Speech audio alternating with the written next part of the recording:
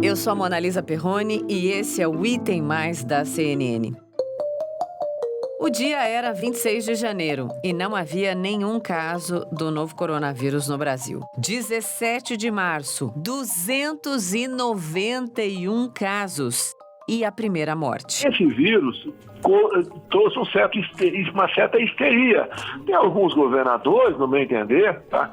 Eu posso até estar errado, mas estão tomando medidas que vão prejudicar e muito a nossa economia. 621 casos e 5 mortes. Depois da facada não vai ser uma gripezinha que vai me derrubar não, tá ok? 2.201 casos e 46 mortes. No meu caso particular, pelo meu histórico de atleta, caso fosse contaminado pelo vírus, não precisaria me preocupar. Nada sentiria ou seria, quando muito, acometido de uma gripezinha ou resfriadinho. 40.581 casos e 2.575 mortes. Cara, quem fala de eu não sou coveiro, tá vendo? Não sou coveiro. 71.886 casos e 5.017 mortes. Lamento, quer que faça o quê? Eu sou Messias, mas não faço milagre. 310.087 casos e 20.047 mortes. Alguns morrem, lógico, nem todo mundo toma remédio e vai se curar, né? 7 de julho, 1.668.589 casos e 66.741 mortes. O presidente Jair Bolsonaro confirma que está com a Covid-19. Custa mais você tomar cuidado, tudo bem, mas não precisa entrar em pânico. No momento da gravação desse episódio, o Brasil tem 1.864.681 casos confirmados do novo coronavírus e 72.100 mortes por causa da doença. E para a gente poder entender o significado, então, do comportamento do presidente do nosso país, nós vamos olhar para fora das nossas fronteiras, para além das nossas fronteiras e relembrar como líderes de outras nações estão se comportando diante da pandemia da Covid-19, que já matou mais de 500 mil de pessoas em todo o mundo. Por isso, eu recebo de volta aqui no Item Mais o nosso editor de internacional, Renan de Souza. Bem-vindo de volta, Renan. Olá, Monalisa. Obrigado pela oportunidade. Olá, você e a todos que acompanham o Item Mais. Vamos lá. Agora, no comecinho do programa, a gente fez, uma retomada breve, algumas declarações muito importantes do presidente Bolsonaro desde o início da pandemia. E a gente também trouxe você hoje aqui para tentar entender se esse comportamento do nosso presidente pode ser afetado agora que ele entrou para o grupo, de líderes ao redor do mundo, líderes que testaram positivo para a doença. Vamos nessa comigo? Vamos nessa. Um desafio, Mas vamos nessa. A gente separou exemplos de todos os cantos do mundo, Renan, e eu quero começar pela Ásia, que foi onde a pandemia chegou primeiro, Aí depois a gente vem caminhando para o Ocidente. Primeiro a China, então, onde a pandemia de fato começou. Renan, o que você destaca sobre o comportamento da China, do presidente Xi Jinping? Sim, vamos lá, Monalisa. Antes de falar da Ásia, eu só vou pontuar uma questão muito importante da pandemia do novo coronavírus, que é o seguinte. A pandemia, ela tem revelado mundo afora a falta de liderança global para lidar com esse problema. Acho que é o primeiro ponto que a gente precisa partir. Há uma falta de coordenação global para tentar controlar o novo coronavírus, isso porque cada um age de um jeito, tem líder que coloca em dúvida o trabalho da Organização Mundial da Saúde, e aí a gente tem diferentes maneiras ali de lidar com o vírus. E agora falando dos líderes especificamente, começando ali pelo Xi Jinping, tem uma coisa que a gente precisa destacar, que é o sistema político da China. A China tem o controle estatal, ali do país. Por isso, o Xi Jinping conseguiu colocar toda a sua política para controlar o novo coronavírus. Inclusive, quando o coronavírus começou no início do ano, o primeiro caso foi reportado em dezembro do ano passado, mas em janeiro é que tomou corpo, toda a situação. E a China conseguiu colocar 11 milhões de pessoas em Wuhan em lockdown. Isso é bastante difícil. Imagina a gente colocar a região metropolitana inteira de São Paulo em lockdown, que corresponde ali à população de Wuhan. É bastante complicado você fazer isso. Você só consegue fazer isso num país como a China, onde o Estado tem o poder. Só que o Xi Jinping ele é muito criticado pela essa maneira como ele lidou com o coronavírus. A China, sim, conseguiu controlar a situação. Inclusive, recentemente, a gente tem caso de um novo local ali em Pequim, né, onde há um foco do novo coronavírus, e toda essa região ali nos arredores de Pequim foi colocada em lockdown também, numa medida severa para conter o avanço da doença. Mas o Xi Jinping ele é muito criticado justamente por utilizar essa mão de ferro, né?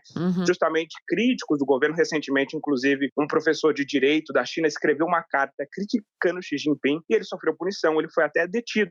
Mas a China tem esse controle da informação, tem o controle das pessoas. Então, nesse sistema político, onde o Estado ele concentra todo o poder, é mais fácil a China conseguir controlar o novo coronavírus. É um modelo. Apesar das críticas, né, de que o Xi Jinping sabia antes do potencial pandêmico do novo coronavírus e tudo mais, que essas críticas aparecem. Mas em outros modelos de democracia, se a gente considerar a Europa ou mesmo aqui a nossa região, é um pouco mais difícil fazer esse tipo de controle, né? Sim, a gente vai chegar aí. Vamos no nosso mapa da informação, aí o pessoal viaja com a gente. Vamos falar da Coreia do Sul, Moon Jae-in. O que a gente pode dizer sobre o comportamento dele e os resultados da pandemia até agora na Coreia do Sul? Só um parênteses, posso fazer?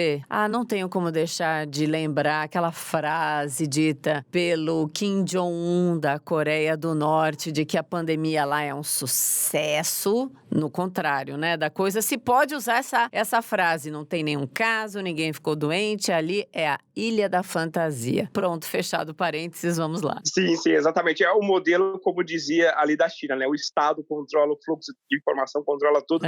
Então, como você bem disse, a Ilha da Fantasia da Coreia do Norte não tem coronavírus. Mas no vizinho de baixo, a Coreia do Sul, teve coronavírus, né? No começo também foi um dos países mais atingidos ali. Eu gosto de destacar o papel do Moon Jae-in, que é um papel bastante interessante. Por quê? Isso porque a gente não consegue desassociar o coronavírus também da política, né? E ele se deu bem ali controlando o novo coronavírus. E qual foi a maneira utilizada? Testes, né? Pediu para as pessoas ficarem em casa, todos aqueles procedimentos que a gente já conhece, né?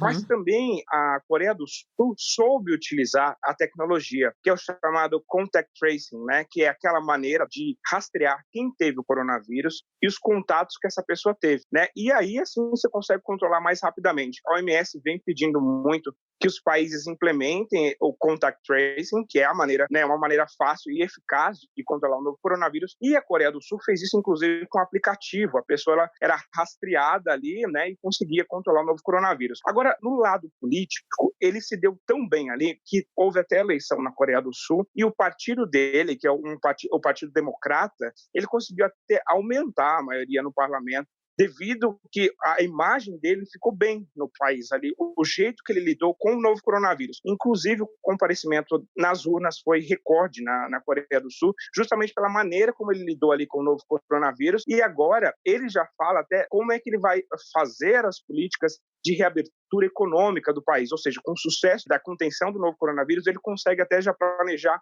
o próximo passo. É interessante a gente dizer essa questão, Mona Lisa, porque em muitos países o que a gente percebe é essa falta de coordenação, né? Há muito interesse em pensar na economia primeiro, né? E depois pensar na pandemia, mas o Moon Jae-in pensou o contrário, controlar a pandemia e depois pensar na economia, e ele se deu bem politicamente ali dentro do país, a imagem dele, a aprovação popular dele cresceu muito por causa da resposta que ele deu ao novo coronavírus. A Coreia do Sul até enfrenta agora, o país confirmou que enfrenta uma segunda onda de casos, não é nada parecido com o que a gente vê no Brasil, nos Estados Unidos, mas há novos focos da doença ali, mas essas medidas elas estão sendo implementadas e é um caso que a gente pode destacar ali como um caso de sucesso.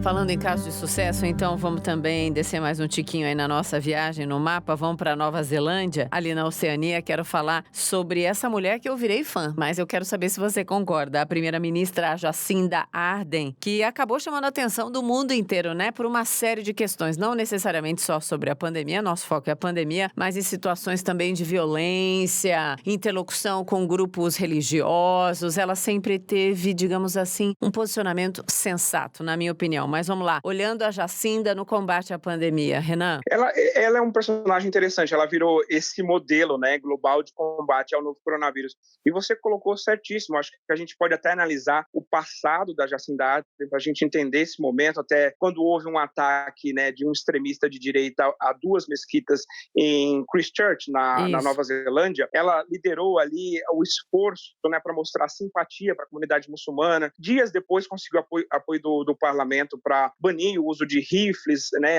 semiautomáticos no país. E ela até disse uma frase que eu me lembro até hoje, que ela quis dizer assim: nós somos eles, né? Nós somos os muçulmanos, eles são parte de nós. Então isso mostra a visão dela de unidade do país. Aí você tem outros casos, ela teve bebê enquanto estava no cargo, né? Tirou 6 semanas de licença, foi para a ONU com a bebê, levou a bebê para o parlamento. Ela é um ícone nesse sentido e que dá para a gente entender o jeito que ela pensa em relação ao novo coronavírus. Até teve um caso interessante nesse ano, ela foi com o marido para um restaurante, o restaurante tinha lotação máxima e disseram que ela não podia entrar. E ela pegou, deu meia volta e não foi no restaurante. Então, assim, não teve carteirada. Ela não carteirou. E a gente pensou na mesma palavra, Renan. Exatamente. Ela não carteirou. Olha que mulher. Eu acho essa mulher demais mesmo. E, assim, não deu a carteirada, que em qualquer país do mundo, né? A gente até pensa, até aqui no Brasil, pela cultura de que alguém faria isso, né? Mas em relação às políticas propriamente ditas, né? No início da pandemia do novo coronavírus, ela logo fechou as fronteiras da Nova Zelândia. E se a gente considerar que a Nova Zelândia ela depende muito do turismo, fechou as fronteiras para o turismo, inclusive com a Austrália, né, que tem o maior fluxo ali de turista entre os dois países, colocou desde o início um rígido lockdown ali para garantir que todo mundo ficasse em casa e as medidas surtiram efeito. A Nova Zelândia foi o primeiro país a declarar que tinha eliminado o novo coronavírus. Casos até vêm surgindo, mas são basicamente de neozelandeses que estavam fora do país e voltaram para lá, né, testaram positivo para a doença, mas o país diz que ele tem a capacidade de controlar. Ela agiu muito cedo e isso foi determinante para o sucesso, né, da Nova Zelândia. Agora tem uma questão política, como o Moon Jae-in, eu percebo, analisando, né, esses líderes mundiais, ela é do Partido Trabalhista, o Moon Jae-in também é do Partido Democrático, são 2 países de esquerda, né? Sim. E ela, inclusive, aumentou demais a popularidade dela. Nas eleições agora de setembro, a expectativa é que ela amplie, né, a participação do partido dela no Congresso e, com isso, ela tem a maioria no Congresso. Então, ou seja, a gente vê o reflexo de uma política bem-sucedida nas eleições, né? As pessoas correspondem a isso. E os partidos de esquerda, analisando os líderes globais ali, de uma maneira geral, têm tido um melhor sucesso porque, geralmente, na política de esquerda, se gasta mais com o Estado, né, em prol da pessoa, da população, né? Já os partidos mais conservadores tendem a pensar 2 vezes antes de gastarem e elevar o endividamento do Estado, né? Então esses partidos de esquerda têm tido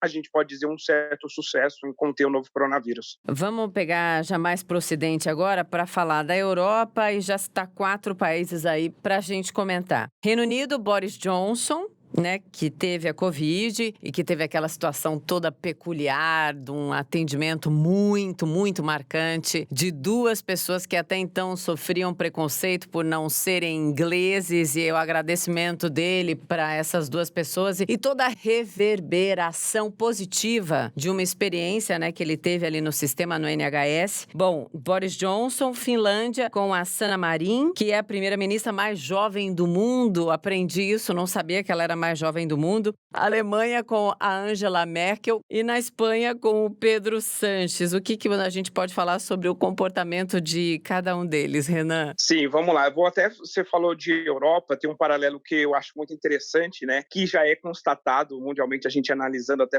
falando da Jacinda Ardern, mulheres em cargo de liderança estão lidando melhor com a pandemia do novo coronavírus, se comparado com líderes homens, né? Entre os países nórdicos, né? Todas as mulheres que comandam os países nórdicos da região estão muito bem em relação ao novo coronavírus, as políticas que ela adotaram, e isso inclui também a primeira-ministra da Finlândia, e o único país da região nórdica que não se deu bem com a política implantada foi a Suécia, que é governada por um homem, né? Inclusive, ele até pediu desculpas pela abordagem que ele utilizou para conter o novo coronavírus, isso porque a Suécia não se preocupou preocupou em fechar nada, deixar tudo aberto ali, que haveria, na teoria deles, uma imunização de rebanho, e não foi isso que aconteceu. Nossa, um desastre, né? Já os outros países da região seguiram uma política mais fechada, né, uma política mais restrita, e tiveram ali um certo sucesso. Indo para o Reino Unido, essa era a ideia original do Boris Johnson, a chamada imunização de rebanho, né? Ele viu que ali não dava certo, até pesquisas muito recentes, feitas na Espanha, comprovaram que a imunização de rebanho talvez é inatingível em relação ao novo coronavírus, isso porque 95% da população espanhola ainda é suscetível ao novo coronavírus, mesmo a Espanha tendo, né, sido um dos países ali mais atingidos. Boris Johnson teve a Covid-19, foi tratado no sistema público de saúde e, no final, acabou agradecendo ali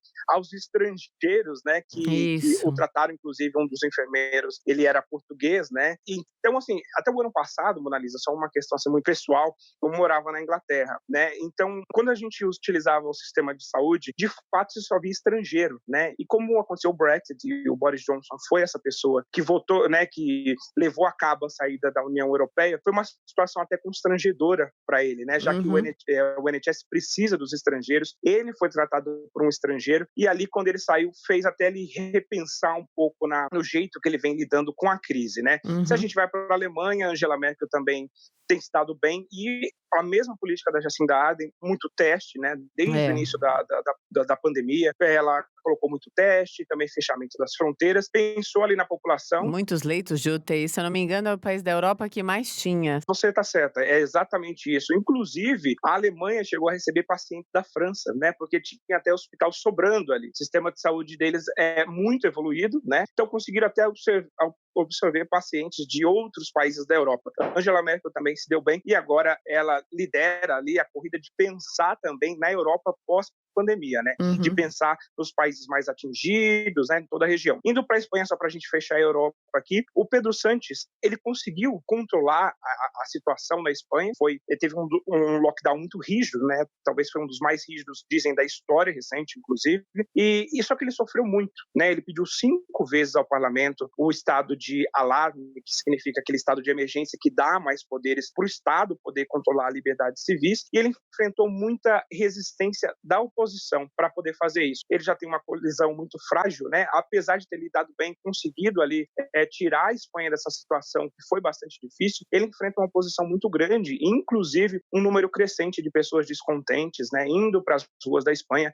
Isso também tem a ver com, se a gente pensar na característica da população, né? Os espanhóis são muito parecidos com a gente, no sentido de que gostam de estar na rua, né? O clima da Espanha é um clima bom, então as pessoas gostam de ir para o bar, gostam de ir para a praia, e é difícil você colocar essa medida num país ocidental, numa democracia ocidental, que nem eu dava o exemplo atrás da China, né?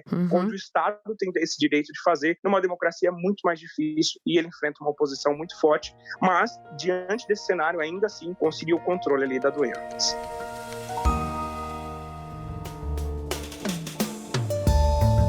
Vamos falar da América. Primeiro a América do Norte, depois a América do Sul, e aí terminamos esse episódio mais pertinho aqui de casa. Então vamos lá. Canadá. Como é que o primeiro-ministro, o Justin Trudeau, tem trabalhado? O que você destaca sobre o comportamento dele aí na pandemia? Sim, Canadá, Justin Trudeau é outro líder mundial que é considerado também um bom exemplo ali de como está lidando com o novo coronavírus. Eu até destaco uma questão curiosa, né? Como editor de internacional, todo dia eu assisto as coletivas de imprensa, né, desses líderes mundiais, e todo dia eu só vejo o cabelo do Justin Trudeau crescendo, o que fica publicamente claro que ele não está cortando o cabelo. E que ele está respeitando o isolamento, é isso? Ou tem alguma outra razão? Porque a gente viu a desconstrução da aparência dos jornalistas durante a pandemia. Dos líderes também, né? Tá todo mundo na mesma roça aí. Exatamente, do Justin Trudeau é muito claro, o cabelo dele tá ficando grande, outro dia até a barba estava grande, né? Acho que ele aparou agora,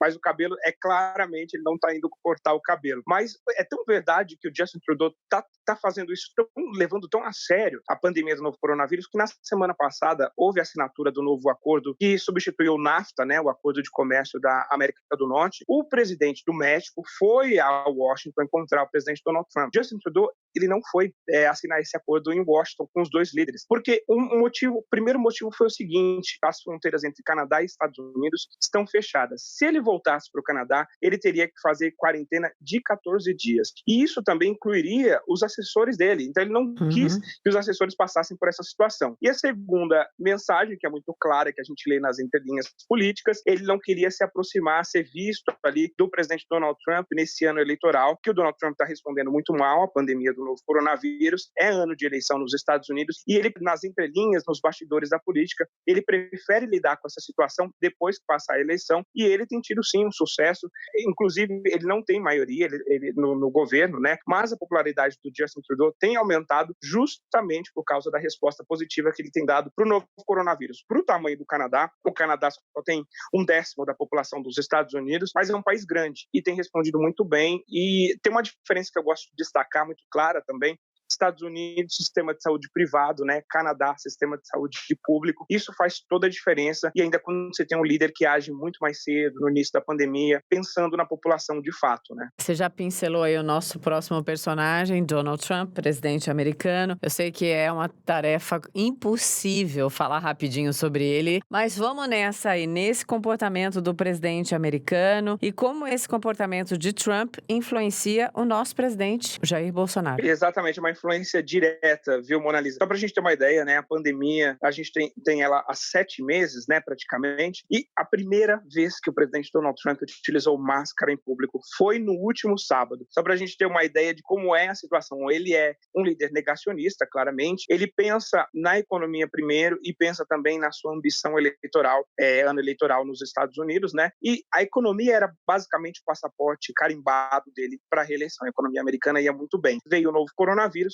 e a situação chegou, né, na que está. E sim, a gente vê claramente o que o Donald Trump faz nos Estados Unidos. Você vê um reflexo muito claro também na política brasileira. Agora, o Donald Trump ele enfrenta esse grande desafio que é conter a doença que está fora de controle nos Estados Unidos, que estão enfrentando uma situação bastante complicada. A Flórida, no último domingo, registrou mais de 15 mil casos do novo coronavírus. Nem em Nova York, que era o epicentro do novo coronavírus, registrou um número tão grande de infecções. Pelo contrário, né, nas últimas 24 horas de domingo para segunda, Nova York não registrou nenhuma morte pelo novo coronavírus. E isso vai de uma outra questão, engloba, né, uma outra questão que eu falava contigo há pouco, em relação também à visão política. Isso porque o governador de Nova York, Andrew Cuomo, ele é democrata, né, e ele conseguiu controlar melhor a situação em Nova York, se comparado à visão do presidente Donald Trump. Inclusive, o Andrew Cuomo, ele sempre briga muito ali com o Donald Trump nas coletivas, pede para que ele lidere pelo exemplo, né? E é exatamente esse o bastidor da Casa Branca. Inclusive, para convencer o presidente Donald Trump a utilizar a máscara pela primeira vez no último sábado, os assessores dele tiveram um longo e árduo trabalho ali de pedir para que ele liderasse pelo exemplo, que assim, talvez, ele teria mais simpatizantes nos comícios, né, que ele realiza nos Estados Unidos. O problema todo do Donald Trump é sempre negar a existência do novo coronavírus, né, a gravidade da situação. Sim. E isso tem levado o país a fugir ali do controle da situação em relação à doença, Mona Lisa.